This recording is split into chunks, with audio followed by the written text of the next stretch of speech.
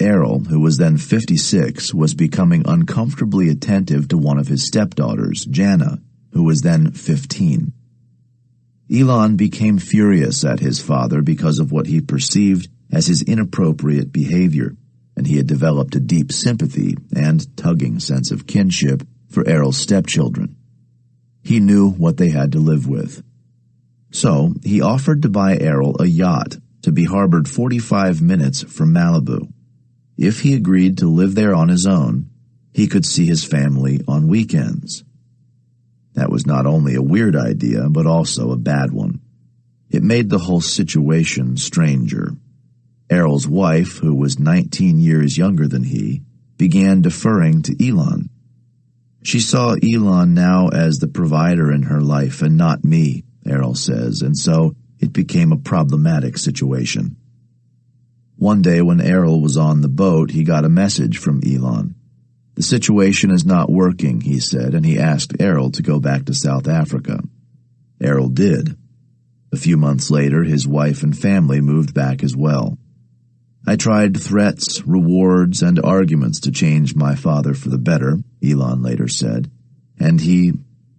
Musk breaks off for a long period of silence. No way. It just got worse. Personal networks are more complex than digital ones. Chapter 17. Revving Up. SpaceX, 2002. Tom Mueller. As a kid growing up in rural Idaho, Tom Mueller loved playing with model rockets. I made dozens. Of course, they didn't last long because I'd always crash them or blow them up. His hometown of St. Mary's, population 2,500, was a logging village about 100 miles south of the Canadian border. His father worked as a lumberjack. As a kid, I was always helping Dad work on his log truck, using the welders and other tools, Mueller says. Being hands-on gave me a feel for what would work and what wouldn't. Lanky and sinewy with a dimpled chin and jet-black hair, Mueller had the rough-hewn look of a future lumberjack.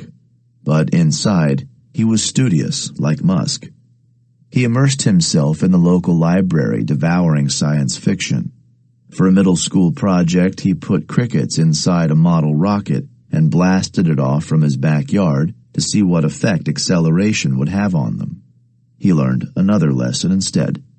The parachutes failed, the rocket smashed to Earth, and the crickets died.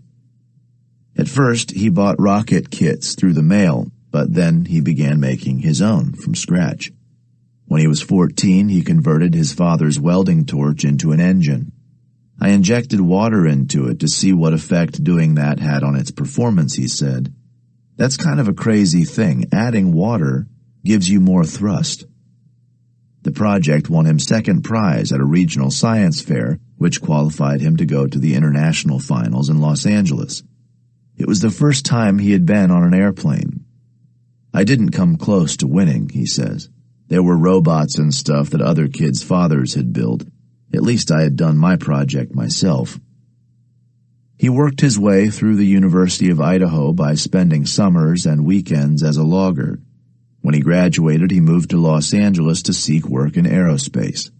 His grades had not been great, but his enthusiasm was infectious, and that helped him get a job at TRW, which built the rocket engine that took Neil Armstrong and Buzz Aldrin to the moon.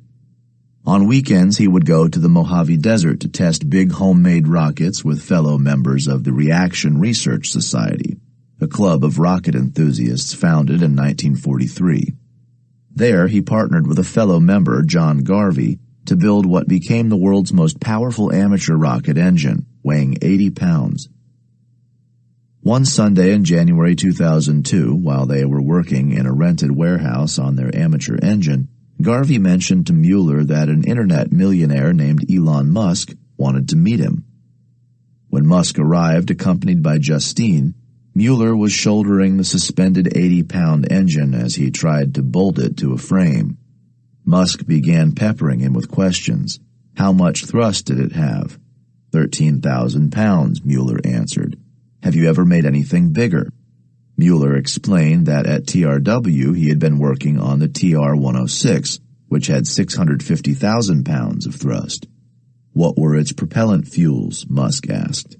Mueller finally quit bolting his engine so he could concentrate on Musk's rapid-shot questions.